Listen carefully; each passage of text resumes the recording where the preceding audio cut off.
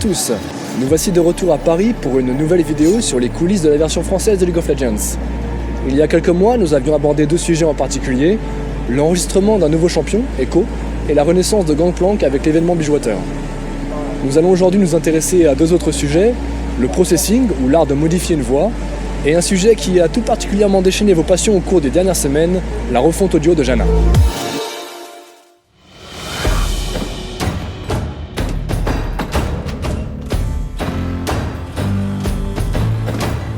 Dans les commentaires laissés sous la première vidéo, vous avez été nombreux à vous interroger sur ces voix bizarres, robotiques, mélodiques, parfois caverneuses. C'est ce qu'on appelle dans notre jargon le processing. Nous avons demandé à Greg de nous en dire un peu plus sur ce sujet.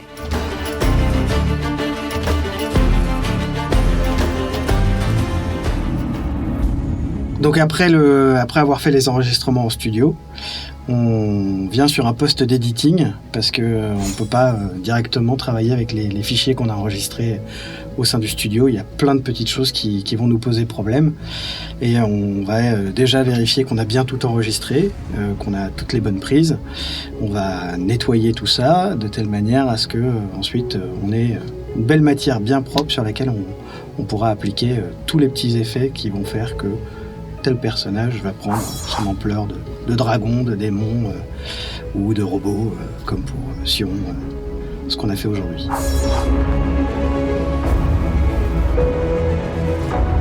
Donc le principe du nettoyage, il est relativement simple, hein, c'est qu'on a donc toute la bande audio comme ça, c'est tous les fichiers qu'on a enregistrés avec, là pour le coup c'est Aurelion Sol. Et on voit qu'il y a des différences de niveau déjà entre les fichiers. Il y a des fichiers où ça crie, il y a des fichiers où c'est plus posé. Donc déjà, on va essayer d'uniformiser un petit peu tous les niveaux de telle manière à ce que tout ça sonne correctement de A à Z, qu'il y ait une uniformité au sein du personnage, qu'on n'ait pas des fichiers très très faibles et des fichiers très très forts. Et puis ensuite, il va falloir nettoyer tout ce qui parasite au final le fichier. Donc tout ça, c'est fait directement fichier par fichier, à l'oreille,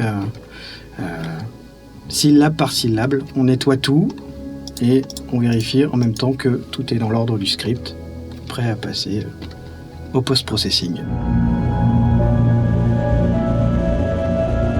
Donc une fois qu'on a terminé de nettoyer à côté tous les fichiers, qu'on est sûr qu'on a tous les fichiers dans l'ordre comme il faut, propre, sans aucun parasitage, on l'intègre maintenant dans une session où on va appliquer différents effets, différents filtres que Riot nous a donné. Ils nous ont donné les réglages à faire. On a des références américaines avec l'effet appliqué et nous on va faire en sorte que le français se rapproche le plus possible du personnage américain. Et donc, typiquement, on a ici notre fichier qui a été nettoyé. Voilà qui te remettra à ta place. La fin est toute proche. Excitant, non? Et l'américain, lui, une fois les effets appliqués, doit donner quelque chose comme ça. Impending doom. Exciting, isn't it? Et donc, nous, on va s'occuper de régler tous ces petits plugins, ces petits logiciels, de telle manière à aggraver la voix, mettre une reverb, enlever des fréquences, en rajouter, éventuellement rajouter des petits bruitages qui vont avec, de telle manière à ce que, au final, on ait quelque chose qui ressemble à ça. La fin est toute proche. Excitant, non? Ce qui est quand même relativement proche de l'américain. Impending doom. Exciting, isn't it?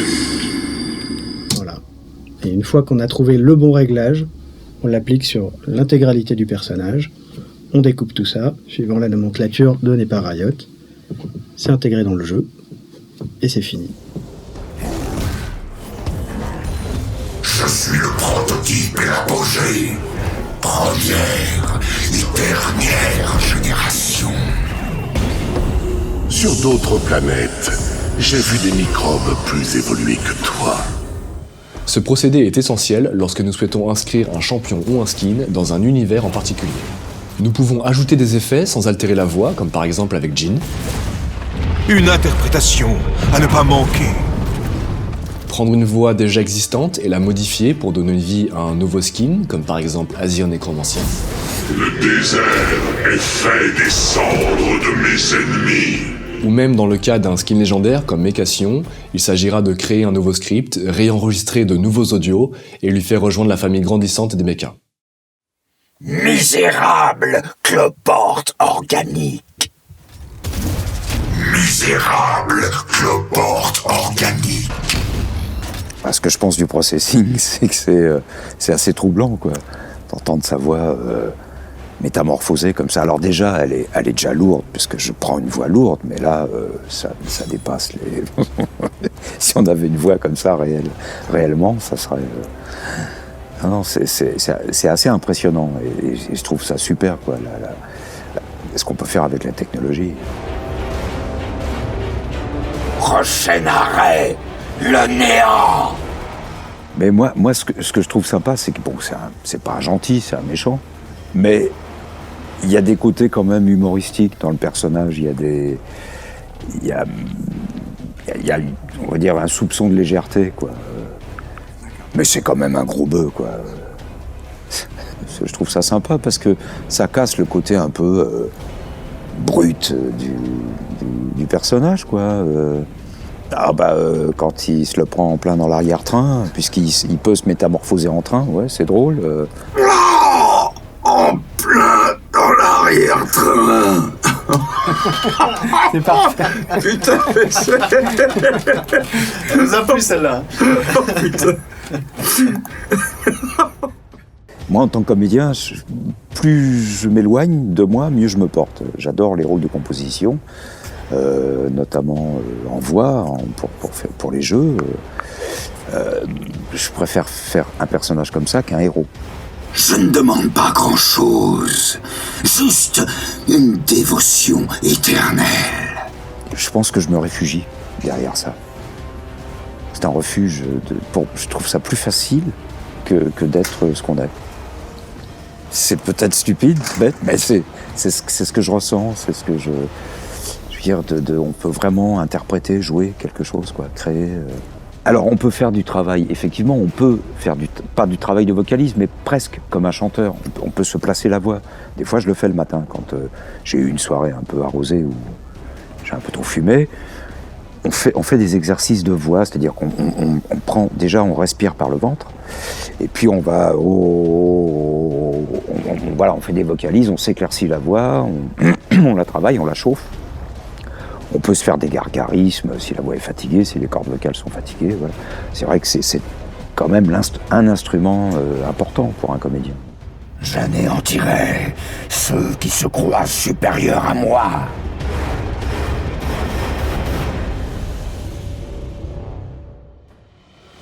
Il y a quelques semaines, nous vous avons donné l'opportunité de voter et de choisir un champion qui, selon vos propres critères, méritait une nouvelle voix. Et le moins que l'on puisse dire, c'est que nous avons été époustouflés par le nombre de personnes qui ont participé. Nous avons suivi les résultats du sondage avec beaucoup d'attention, ainsi que les débats particulièrement animés sur les forums, et c'est avec un immense plaisir aujourd'hui que nous allons assister à l'enregistrement de la nouvelle Janna. Merci à vous tous d'avoir pris part à cette expérience, et allons découvrir ensemble ce qui deviendra pour nos oreilles le nouvel avatar de l'air. Cette semaine, du soleil, des arcs-en-ciel et un bain de sang. Alors ça a commencé par le théâtre pour moi, comme je crois beaucoup d'acteurs, adolescente, où j'ai lu ma première pièce de théâtre au collège et là je me suis dit waouh, c'est ce que je veux faire, enfin jouer c'est vraiment ce que je veux faire. Et puis j'ai pu m'essayer à des séries en doublage, ensuite à des dessins animés et enfin à du jeu vidéo et découvrir à chaque fois des techniques très différentes et puis une mobilisation en tant qu'acteur très très différente à chaque fois. Donc c'est assez jouissif en fait de pouvoir s'essayer à cet exercice quand on est comédien. Alors je pense que le visuel pour moi est très important. Alors quand je n'ai pas d'image, du coup, je m'inspire de ce qu'on peut montrer, que ce soit des photos ou parfois on a quelques images. Du coup, j'absorbe un maximum. Et je complète tout ça dans ma tête en imaginant, en me faisant une sorte de film autour de ce personnage, voilà, par rapport à l'apparence et en parallèle avec ce que j'entends en anglais. Et j'essaie de faire ma petite cuisine comme ça pour déclencher le mécanisme du jeu chez moi. Je me reconnais totalement en Jana. Déjà, ne serait-ce que par la blondeur de ses cheveux. Le côté, elle a un petit côté assez peps et assez frais que j'aime bien. Et j'aime bien son côté, j'aime bien sa dualité, le côté évanescent, comme ça, un peu aérien du personnage, en même temps le côté assez punchy, lorsqu'elle a son petit costume de Miss Météo. Au niveau de la dualité, oui, je crois que je peux m'y retrouver, ouais, d'avoir cette espèce de 2 facettes en une même personne. Accueillez les vents du champ. Ça alors, j'en perds mon souffle. Voilà, j'espère que tout ceci vous donne une meilleure idée sur ce travail de l'ombre que ces professionnels font au quotidien pour donner une véritable identité à vos champions préférés. Et puisque nous sommes là, et pour vous remercier de la passion qui vous anime pour League of Legends, nous vous proposons un petit bonus qui ravivera les souvenirs d'un 1er avril qui avait un petit peu pris la grosse tête. Alors Draven, c'est un personnage égocentrique, imbu de lui-même, détestable. Évidemment, ce qu'il y a de drôle pour nous, souvent les acteurs, c'est de jouer ce genre de personnage. C'est-à-dire qu'ils sont quand même, je l'espère, assez loin de moi, et que finalement, jouer un petit ange qui passe, c'est pas très intéressant. Ce qui est très intéressant, c'est de jouer souvent le contraire de ce qu'on est. Et c'est peut-être aussi beaucoup pour ça qu'on fait ce métier. C'est-à-dire jouer un salaud, jouer un orgueilleux, jouer... tous ces petits défauts, finalement, sont beaucoup plus drôles que de jouer des personnages sans défauts. Et c'est avec les défauts qu'on peut jouer, nous. C'est notre métier de jouer, finalement, avec les défauts. Et c'est ça qui construit notre travail. Alors, ce qu'il y a de très agréable dans les jeux, c'est qu'en fait, nous interprétons en quelque sorte des personnages qui sont extrêmement démesurés la plupart du temps. Alors, Draven, par exemple, c'est jouissif, c'est une façon, en tout cas, de pouvoir inventer un style qu'on n'a pas dans la vie. Et il n'y a rien de plus drôle pour nous que de faire ce genre de session. Alors, les jeux vidéo, ce sont souvent des choses qui nous le permettent encore plus, finalement, que le doublage. C'est un peu comme les dessins animés, c'est-à-dire que tout d'un coup, tout est un peu plus énorme, plus démonstratif. Et c'est ce qui fait notre grand plaisir. On arrive, tout d'un coup, on nous dit Draven. Eh ben, Draven, c'est un type absolument incroyable. Alors là, on plonge là-dedans, et puis finalement, on se marre, parce que c'est une démesure tout à fait incroyable. C'est des choses qu'on n'a pas l'occasion de faire dans la vie. En tout cas, j'espère que je ne suis pas Draven dans la vie, parce que sinon, je crois que mes voisins, mes amis et même mes compagnons de travail ne se supporteraient pas vraiment. Pour finir et conclure sur les jeux vidéo, moi, je fais partie des gens qui viennent enregistrer avec plaisir les jeux, parce que c'est un domaine dans lequel je m'amuse beaucoup. Et je crois que s'il y a du plaisir à un moment donné, eh ben, je pense que pour les gens qui jouent, il y aura aussi beaucoup de plaisir. Voilà, c'est fini. Nous espérons que vous avez passé un agréable moment dans notre compagnie. N'hésitez surtout pas à laisser vos commentaires sous la vidéo. Je vous dis à très bientôt sur les champs de justice, en français bien sûr. Et merci encore pour rendre tout ceci possible. Au revoir.